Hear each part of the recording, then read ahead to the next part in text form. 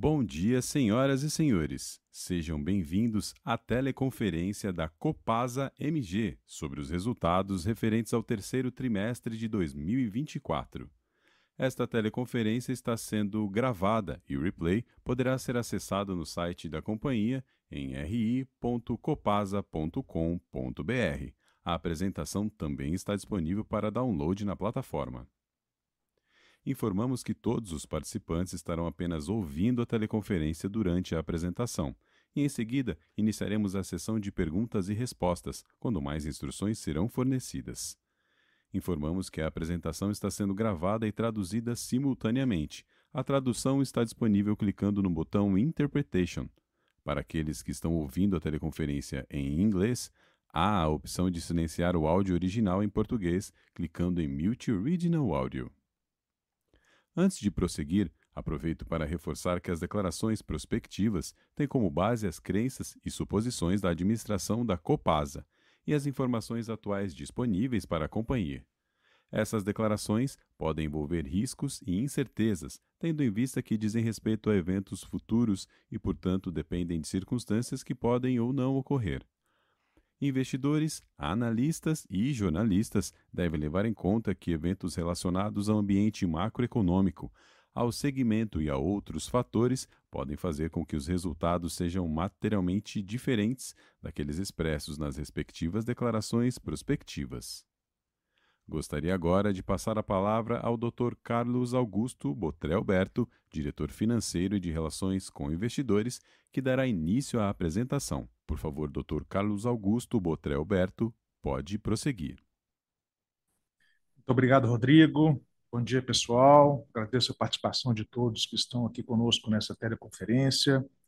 Estou aqui acompanhado do nosso diretor-presidente, Guilherme Duarte, e do diretor técnico em empreendimentos, Pablo Andreão. Daremos início aí à apresentação do terceiro trimestre de 24. Começamos no slide 2, falando dos resultados do terceiro TRI de 24, refletindo as ações adotadas pela companhia focadas na eficiência. Abordaremos ainda nos próximos slides, de forma mais detalhada, as explicações para o comportamento das principais linhas da DRE. Apresentamos os destaques financeiros. Nossa receita líquida atingiu 1,8 bilhões de reais, representando um crescimento de 9,6% em relação ao mesmo período de 23. Na linha de custos e despesas, o montante no terceiro TRI de 24 foi de 1,21 bilhões de reais, sendo que no terceiro TRI de 23 o total foi de 1,14 bilhões de reais. Um ponto importante a se destacar é que no terceiro trimestre de 23, nosso resultado foi impactado positivamente em decorrência do acordo celebrado em ação coletiva trabalhista, em decorrência de reversão naquele momento de 50 milhões de reais em outras despesas operacionais e 105 milhões de reais em despesas financeiras. Em relação às outras receitas e despesas operacionais líquidas, no terceiro TRI de 24 o valor foi negativo em 41 milhões, e no terceiro TRI o montante foi positivo em 19 milhões, em função da reversão que acabamos de mencionar. Agora, falando de EBITDA, no terceiro TRI de 24, o valor foi de 726 milhões de reais, representando um crescimento de 13,6% em relação ao EBITDA do terceiro TRI de 23, que desconsidera os 50 milhões de reais da reversão realizada. A margem ajustada do terceiro TRI de 24 foi de 40,5%, 40,5% superior em 2 pontos percentuais em relação ao valor do terceiro TRI de 23. Quanto ao resultado financeiro, o valor do terceiro TRI de 24 foi negativo em 51 milhões de reais. Conforme dito, no terceiro TRI de 23, essa linha foi impactada pela reversão de 105 milhões de reais referente a juros e atualização monetária de provisão do processo trabalhista. Em decorrência dos fatos apresentados, o lucro líquido societário atingiu 368 milhões de reais no terceiro TRI de 24, desconsiderando a reversão realizada no ano passado e os efeitos tributários, o lucro líquido seria de 337 milhões e o crescimento do lucro do terceiro TRI 24 versus o terceiro TRI de 23 seria da ordem de 9%. Agora, detalhando o slide 3, as principais variações nas contas que compõem a DRE, começando pela receita líquida de água, esgoto e resíduos sólidos, que no terceiro trimestre de 24 apresentou crescimento de 9,6% em comparação com o mesmo período do ano anterior. Nossa receita nesse terceiro tri do ano foi impactada, sobretudo, pelo reajuste tarifário em 1º de janeiro deste ano, com efeito tarifário médio de 4,21%, conforme a aprovação da ARSAE, e pelo aumento de 3,5% no volume medido de água e de 3,6% no volume medido de esgoto. No slide 4, a gente mostra a evolução dos custos administráveis, totalizaram 800 milhões de reais no terceiro tri de 24, correspondendo a um acréscimo de 6,8% em relação ao período comparativo. Detalhando as variações, o custo de pessoal apresentou um decréscimo de 1,8% e o valor ficou em 401 milhões de reais, sendo que o reajuste salarial de 4,14%, aplicado em novembro de 23, em função do ACT, e o montante referente à concessão em fevereiro deste ano de 2% de adequação salarial para cerca de 65% da força de trabalho, foi compensado pela redução de cerca de 1,3% no número de empregados, pela redução nos gastos com horas extras e nas provisões para a participação nos lucros. Os serviços de terceiros cresceram 13,9% no terceiro tri de 24, explicado principalmente pela expansão de serviços e reajustes de preços. Tivemos incrementos de 6,8 milhões nos serviços de informática, 4,4 milhões no serviço de leitura e entrega de contas, 3 milhões no serviço de limpeza e elevação de 2,4 milhões no serviço de conservação e manutenção de bens e sistemas. Quando avaliamos as linhas pessoal e serviços de terceiros de forma agregada, observamos que no terceiro tri de 24, o valor registrado foi de 609 milhões de reais, contra 591 milhões no terceiro tri de 23, ou seja, elevação de 3%, que é inferior à inflação dos últimos 12 meses, bem como os reajustes salariais concedidos nos últimos 12 meses. O valor da perda por redução do valor recuperável de contas receber apresentou um valor 65,6% superior ao do período anterior, em função principalmente da revisão na matriz de provisão em junho deste ano e redução nas recuperações de contas baixadas. Por fim, o repasse tarifário a municípios aumentou decorrente da elevação na receita, associado ao incremento de 13 novos fundos municipais de saneamento habilitados a receber tal repasse, que totaliza 307 municípios em 2024.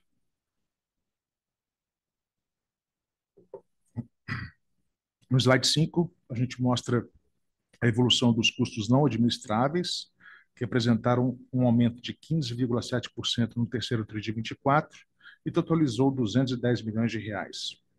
Detalhando as principais contas, o custo de energia elétrica sofreu um aumento de 4,5%, a elevação em 6,1% no consumo de energia elétrica da companhia e a aplicação pela CEMIG do reajuste de 7,3% sobre as tarifas de energia, vigente a partir do final de maio de 24, foi parcialmente compensada pela redução nas despesas em decorrência do incremento nas quantidades de unidades migradas para o Mercado Livre, sendo que em setembro de 23 eram 11 unidades e em setembro de 24 são 26 unidades. E o início da aquisição de energia por fontes fotovoltaicas a partir de janeiro de 24, reduzindo os gastos com esse insumo. Os gastos com materiais de tratamento de laboratório acresceram 4,2%, refletindo principalmente o aumento do preço de alguns insumos, associado à elevação na quantidade de análises laboratoriais realizadas. Combustíveis e lubrificantes aumentaram 46,2% devido ao maior consumo de combustíveis nos geradores referentes às unidades operacionais e ao aumento nos preços dos combustíveis no terceiro tri de 24, comparativamente ao terceiro tri de 23. A conta de créditos tributários passou a apresentar saldo zerado em função da conclusão do processo de registro automático dos créditos tributários de PIS e COFINS sobre as despesas de depreciação e amortização, que passaram a ser registradas diretamente na referida conta de despesa. Com isso, os custos de despesas totais da Copasa, no período analisado, atingiram 1,21 bilhões de reais, correspondente a um acréscimo de 6% em relação ao terceiro TRI de 23. Passando para o slide 6, a gente apresenta as outras receitas, outras despesas, equivalência patrimonial e resultado financeiro. Em relação às outras receitas operacionais, houve uma queda de 52% no terceiro TRI de 24, sendo essa variação explicada principalmente pela redução na reversão de provisão não dedutível em outras receitas, em função de que as mesmas passaram a ser reclassificadas como redutoras do custo correspondente. Em relação às outras despesas operacionais, conforme falamos, tivemos a reversão de 49,9 milhões de reais no terceiro TRI de 23, que afetou a comparação entre os trimestres.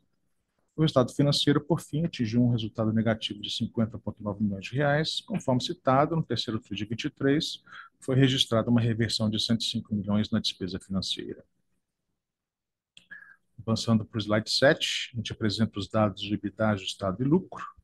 O EBITDA atingiu 726 milhões de reais no terceiro TRI de 24, sendo que o EBITDA ajustado pelas despesas não recorrentes no terceiro TRI de 23 foi de 639 milhões. Em decorrência dos fatos já comentados nos slides anteriores, o lucro líquido no terceiro trimestre de 24 foi de 368 milhões de reais, 9,3% superior ao lucro líquido ajustado do terceiro TRI de 23. Agora, no slide 8, a gente apresenta os dados do programa de investimentos da companhia.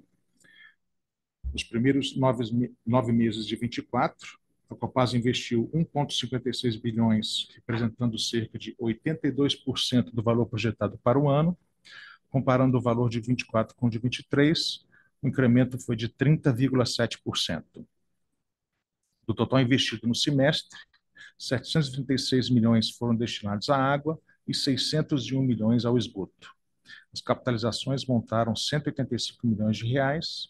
No âmbito da subsidiária Copanor, foram investidos 36 milhões de reais nos primeiros 9 meses de 24.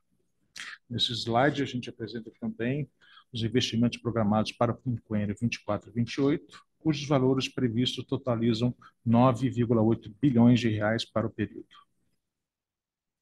Agora, para o slide 9, a gente aborda a evolução do endividamento da companhia, abrangendo os dados de dívida bruta, dívida líquida e alavancagem. A dívida bruta atingiu, em setembro de 24, o valor de 6,2 bilhões de reais, dos quais 11% são dívidas de curto prazo. A dívida líquida passou para 5,2 bilhões de reais em setembro de 24, enquanto que em setembro de 23 o valor apresentado era de 3, bilhões de reais. E a relação da dívida líquida e EBITDA ficou em 1,8 vezes. Vamos para o slide 10. A gente aborda aí a representatividade dos indexadores em nosso funding, cupom médio, o grau de endividamento e o rating. O CDI correspondeu a 30% da dívida da Copasa, uma redução de 7 pontos percentuais em relação ao período comparativo. Essa queda na representatividade do CDI decorreu principalmente das amortizações realizadas ao longo do ano. A dívida atrelada ao PCA apresentou elevação, passando a representar 35% da nossa dívida. Um aumento de 3 pontos percentuais em relação ao período de referência deveu-se principalmente à captação de recursos por meio da 19ª emissão de debêntures, ocorrida em julho de 24, no valor total de 1,3 bilhões de reais, sendo 73% o percentual da série em PCA. A dívida moeda estrangeira referiu-se às captações realizadas junto ao Banco Alemão KfW, ao Banco Europeu de Investimento e à Agência Francesa de Desenvolvimento, que sofreu acréscimo, passando a representar cerca de 19% da dívida total, em decorrência das liberações de empréstimos ocorridas nos últimos 12 meses. Há de se ressaltar que o impacto contábil da variação cambial na dívida moeda estrangeira terá efeito no caixa somente quando dos respectivos vencimentos. Em relação ao cupom médio, o percentual caiu para 8,1% em relação ao período comparativo do ano anterior, em função da queda da taxa de juros básicos da economia. O grau de endividamento medido pela dívida líquida sobre o PL passou de 43,6% em setembro de 23 para 65,5% em setembro de 24. Referente aos ratings, em junho deste ano, a Fitch publicou relatório em que a perspectiva do rating corporativo foi revisada de estável para positiva. Já os ratings nacional de longo prazo da companhia e de suas emissões de debêntures foram mantidos em AA+. No âmbito da Moody's, o relatório de julho deste ano afirmou os ratings em AAA com perspectiva estável. No slide 11, a gente apresenta a remuneração aos acionistas. A política de dividendos vigente foi aprovada na Assembleia Geral Extraordinária realizada em 28 de abril de 23. No que se refere aos dividendos regulares, o percentual do lucro líquido distribuído anualmente varia de 25% a 50%. Os pagamentos são realizados em até 60 dias da aprovação. A seção dos valores do último TRI, cujo pagamento é definido em Assembleia. Quanto aos dividendos extraordinários, a política prevê que pode haver distribuições, observadas as diretrizes previstas conforme a análise do Conselho de Administração e aprovação em Assembleia Geral Extraordinária. Para o exercício atual, o payout será de 50% do lucro líquido ajustado. Com a declaração de dividendos regulares, ocorrida em 12 de setembro deste ano, o valor total aprovado nos 9 primeiros meses de 24 totalizou R$ 452 milhões, sendo que cerca de 80% foram sob a forma de JCP e o restante dividendos. Ressalta-se que na AGE realizada em 26 de abril foi aprovado 300 milhões a título de dividendos extraordinários. Finalizada a apresentação dos dados financeiros, falamos agora sobre os contratos de concessão na data de fechamento do terceiro TRI de 24. A Copasa e a Copanor possuem em conjunto 637 concessões de água, das quais 632 encontram-se em operação. Quanto ao esgoto, são 308 concessões, sendo 233 em operação. Com isso, a companhia atende a 11,8 milhões de habitantes com água e 8,7 milhões com esgoto. No quadro à direita, a gente informa as 10 principais concessões vigentes da Copasa, que respondem conjuntamente por cerca de 49% do faturamento total da companhia. Em setembro de 24, a Copasa possuía 40 concessões vencidas e uma concessão cujo contrato é considerado judicialmente nulo. Todas essas concessões em conjunto representam 4,8% das receitas, sendo que a Copasa continua operando e faturando normalmente nesses municípios. No slide 13, a gente apresenta alguns dos nossos dados operacionais. A razão entre o número de empregados por 1.000 ligações de água e esgoto passou de 1,27 no terceiro TRI de 23 para 1,23 no terceiro TRI de 24, em função de desligamento de empregados.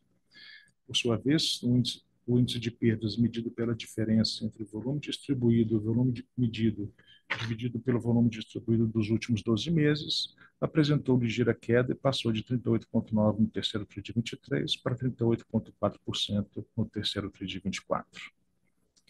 Por fim, a inadimplência corresponde à relação entre o saldo de contas a receber vencidas entre 90 e 359 dias e o valor total faturado nos últimos 12 meses, manteve-se em queda comparando-se aos dois períodos anteriores, chegando ao percentual de 2,97% em setembro de 24. Fechando nossa apresentação, a gente mostra o volume dos reservatórios utilizados na região metropolitana de Belo Horizonte, os níveis dos reservatórios que compõem o sistema Paraopeba, ou seja, o Rio Manso, Vargem das Flores e Serra Azul, que em conjunto são responsáveis pelo abastecimento de 52% da região metropolitana de Belo Horizonte, encontram-se de forma agregada em 52,4%. Após um período de forte estiagem, em outubro tivemos o retorno das chuvas, o que permitiu uma pequena recuperação no volume destes reservatórios. Com isso, a gente encerra nossa apresentação dos resultados operacionais e financeiros do terceiro trimestre de 24. Passo a palavra de volta para você, Rodrigo, para a gente dar início à sessão de perguntas e respostas. Obrigado. Iniciaremos agora a sessão de perguntas e respostas. Para fazer uma pergunta, por favor, clique em levantar a mão. Se a sua pergunta for respondida, você pode sair da fila clicando em abaixar a mão. Para fazer uma pergunta por texto, basta enviá-la através do ícone Q&A, informando o nome e empresa. Por favor, aguardem enquanto coletamos as perguntas.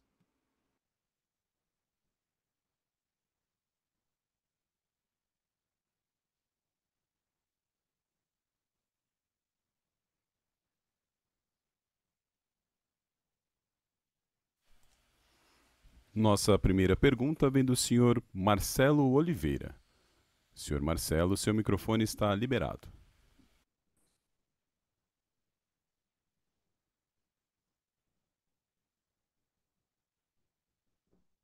Senhor Marcelo Oliveira, seu microfone está liberado. Por favor, pode prosseguir.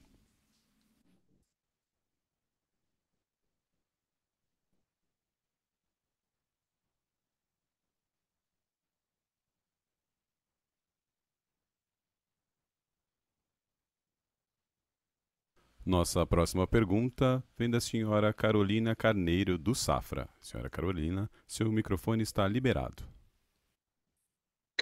Bom dia, pessoal. Obrigada pelo call. Eu tenho duas perguntas, começando pela parte de custos. Se vocês puderem comentar um pouquinho sobre política, de recuperação de créditos de clientes, né? Obviamente, a empresa nos últimos trimestres tem, de fato, evoluído muito, e nesse trimestre ficou alguma coisa em torno de 2,8, 2,9 da receita, o total da provisão para devedores duvidosos. Tem alguma medida que vocês estejam tomando adicional para melhorar esse patamar, ou vocês acham que já estaria no patamar adequado, sustentável para frente? E uma segunda pergunta, se vocês me permitirem, agora sobre os contratos de concessão, né?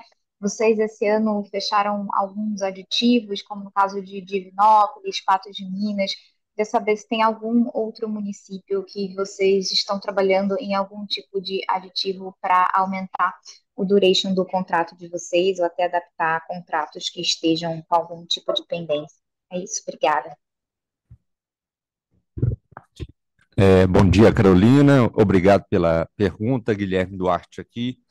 Carolina, em relação à nossa atividade comercial, seja ela de redução da inadimplência, seja de recuperação de créditos, a companhia segue muito firme nessa intenção. Não achamos ainda que é um patamar adequado, muito observado, por exemplo, pela própria inadimplência da companhia, ainda que estejamos aí no nível mais baixo dos últimos 7 anos.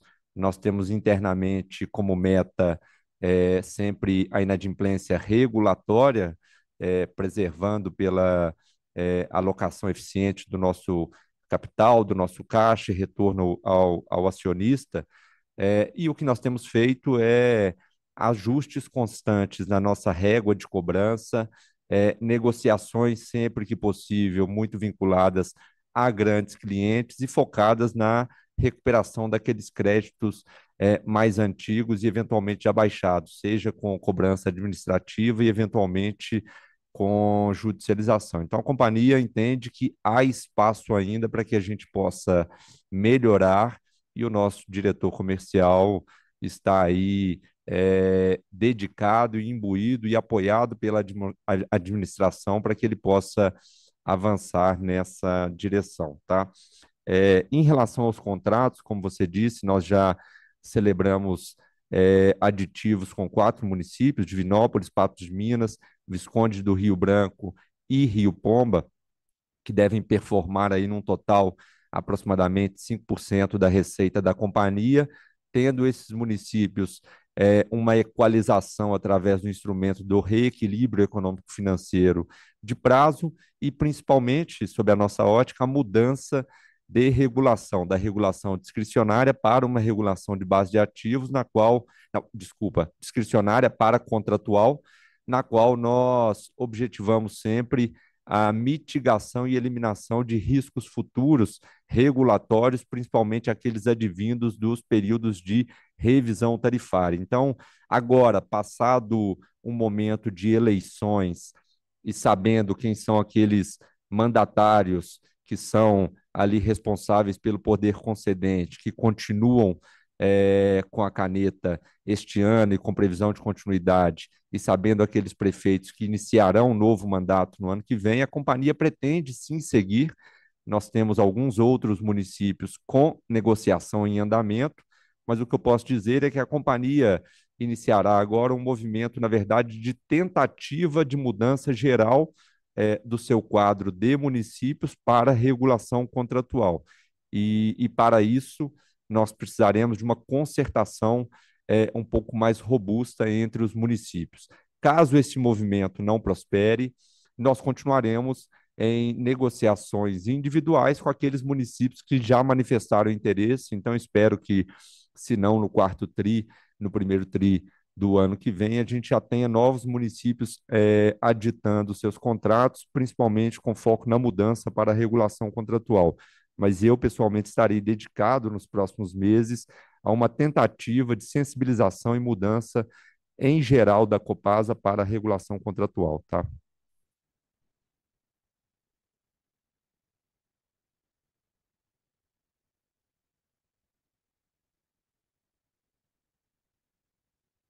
Lembrando que para fazer perguntas basta clicar em levantar a mão. Para perguntas por escrito, por favor utilize o ícone de Q&A informando o nome e empresa. Por favor, aguarde enquanto coletamos as perguntas.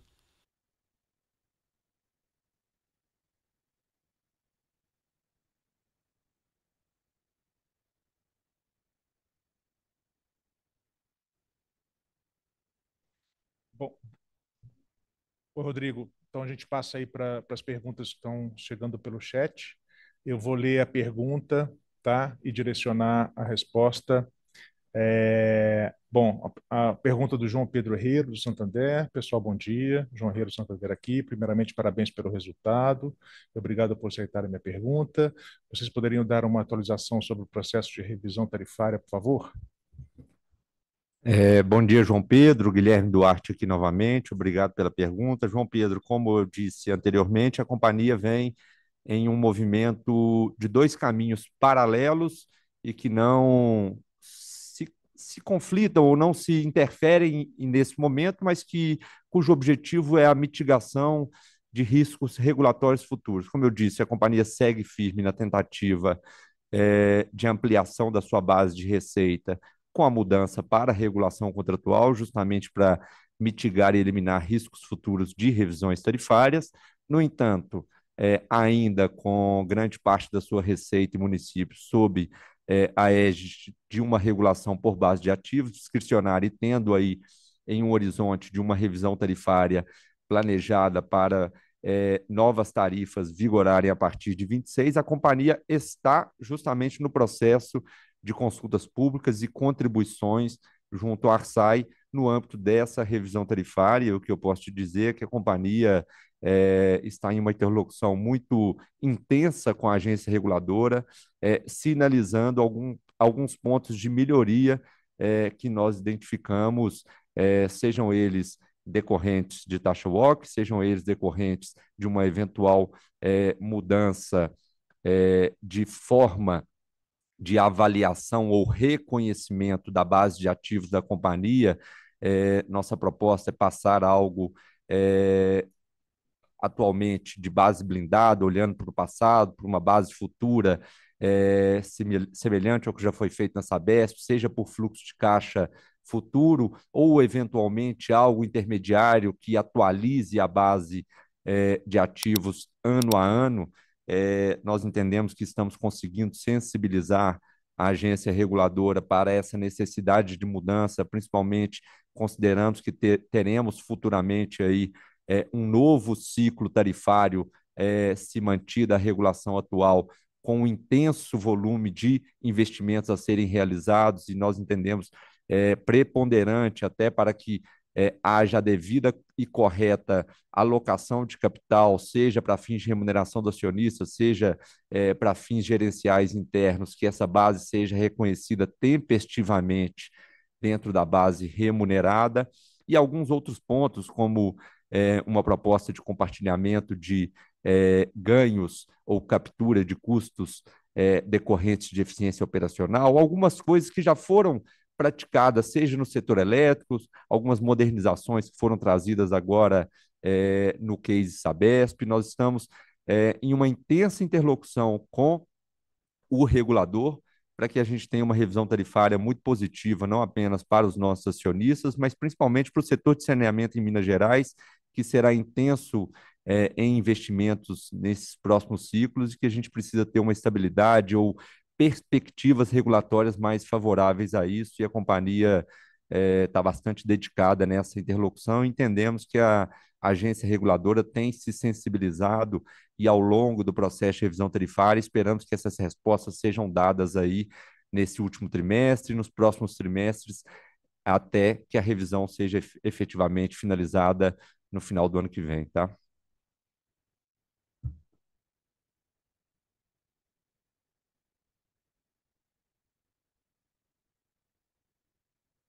Mas a gente falar,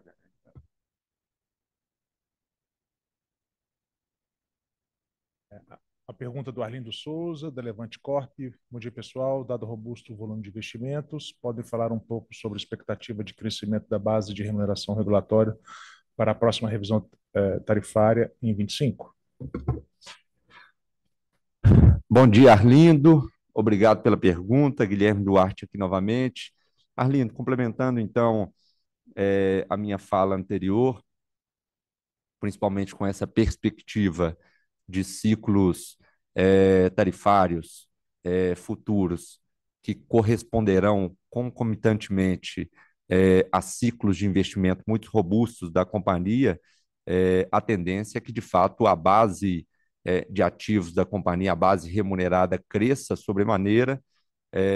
É nossa intenção promover a isso, sem perdermos foco em modicidade tarifária, por isso é sempre importante que a companhia, ainda que seja nossa intenção também, avaliar a possibilidade de captura de ganhos de eficiência nas revisões tarifárias também, não apenas no intraciclo, mas entendermos que a devolução de ganhos de eficiência também afeta positivamente a modicidade tarifária, e isso volta na pergunta anterior da própria Carolina, como a gente trabalha com PDD, com inadimplência e tudo mais, mas sabendo que em última linha, o que de fato remunera o nosso acionista é a base de ativos. A companhia pretende não apenas ampliar a base de ativos, mas principalmente induzir a melhorias regulatórias que reconheçam essa base tempestivamente, que o próximo ciclo regulatório, o próximo ciclo tarifário, tenha a devida componente de remuneração com uma base devidamente atualizada, seja ano a ano, seja por fluxo de caixa futuro, para que o acionista seja devidamente remunerado. Então, se entendi bem da sua pergunta, é a conexão não apenas da evolução da base de ativo com a perspectiva regulatória que resulta, em última linha, na remuneração acionista, tá?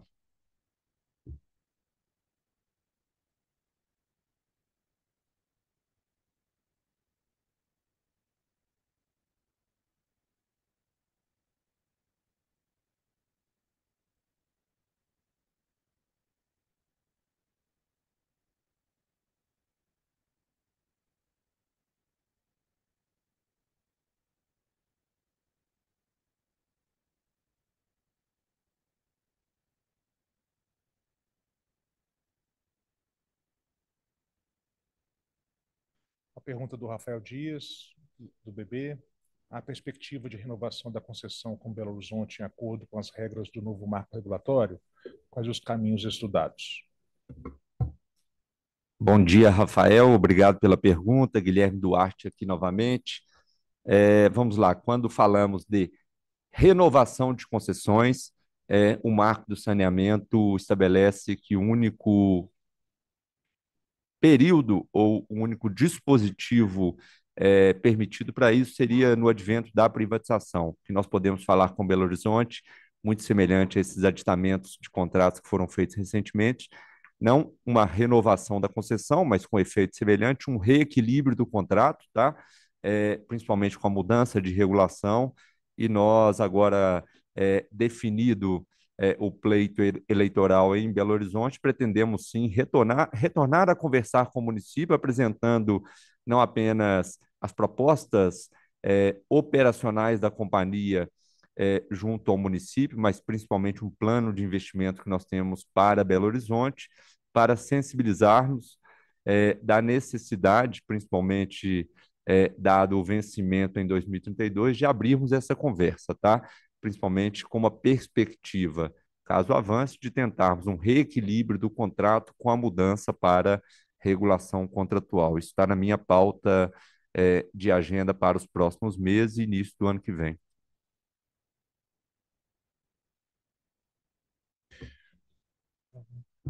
A próxima pergunta tem a ver, são perguntas que a gente vem recebendo sobre federalização e privatização. Bom dia. Obrigado pelas perguntas. Não vou nominar porque foram mais de uma pergunta em relação a esse tema. Em relação ao assunto federalização, não apenas sob a ótica de notícias externas, que não temos visto nada novo, mas também sob a ótica das vias formais de comunicação, não fomos comunicados pelo controlador sobre nenhuma iniciativa de federalização da companhia. Sob a ótica de privatização, o que eu posso dizer é que, sob as vias formais, também não fomos comunicados em nenhum momento sobre a iniciativa de privatização por parte do controlador. O que temos visto são notícias recentes, nas quais interlocutores do controlador manifestam o interesse em retomar essa agenda junto à Assembleia Legislativa, e a companhia estará preparada para esse movimento, caso seja do interesse do controlador e devidamente aprovado pela Assembleia Legislativa. O que nós estamos fazendo não apenas, e aí sob a ótica operacional, de investimento e regulatório, não apenas com foco na privatização, mas preparar a companhia para um momento novo, focado em eficiência de custos. A companhia está se organizando. Hoje nós temos três grandes trabalhos dentro da companhia em execução, um deles focado com apoio de consultores externos, inclusive, de nome, um deles focado em gestão de ativos, sendo uma companhia regulada por base de ativos. A gente precisa cada vez mais aprimorar a nossa gestão de ativos interna. Outro deles focado em organização, uma avaliação e readequação de força de trabalho, com impacto, inclusive, em estrutura organizacional, buscando eficiência na nossa operação e redução de custos, e um grande trabalho de readequação da nossa forma de contratar e gerir obras. Por isso, nós temos uma grande assertividade em dizer que 24 já chegamos no melhor patamar de investimento da companhia.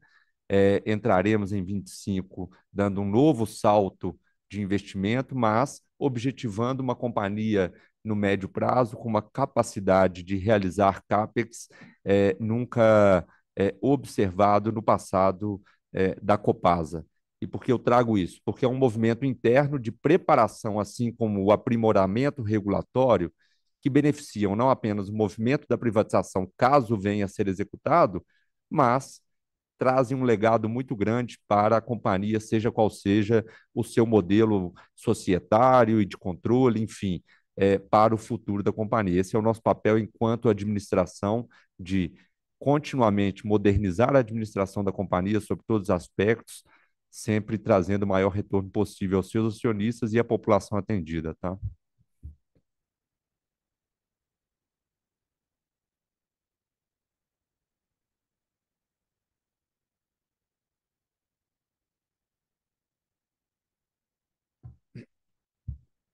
A próxima pergunta é do Daniel Travitsky, do Safra. Obrigado pela oportunidade. Poderiam dar mais detalhes sobre quais as diferenças práticas e regulatórias entre realizar aditamento de contratos do modo que vocês fizeram com os municípios e renovar o contrato de concessão? Bom dia, Daniel. Obrigado pela pergunta. Daniel, essa pergunta eu respondo complementando mais uma vez algumas falas anteriores. Um movimento de se renovar uma concessão é quase que um movimento. Bom, a lei já não permite que isso seja praticado. É um movimento em que se repactuam as mesmas condições do contrato e apenas se colocam aquelas mesmas condições sobre um novo prazo. O movimento do aditamento com o Instituto do Reequilíbrio Econômico-Financeiro, ele vem atrelado justamente, primeiramente, à premissa da mudança regulatória. E quando nós falamos de uma mudança de regulação por base de ativos, uma regulação que tem como premissa a amortização de uma base de ativos, que deixa, ao final da concessão, um incremento de base de ativos não depreciada, não amortizada, para ser ressarcido à companhia na forma de indenização, para um modelo regulatório de regulação contratual, na qual esses ativos passam, então, a serem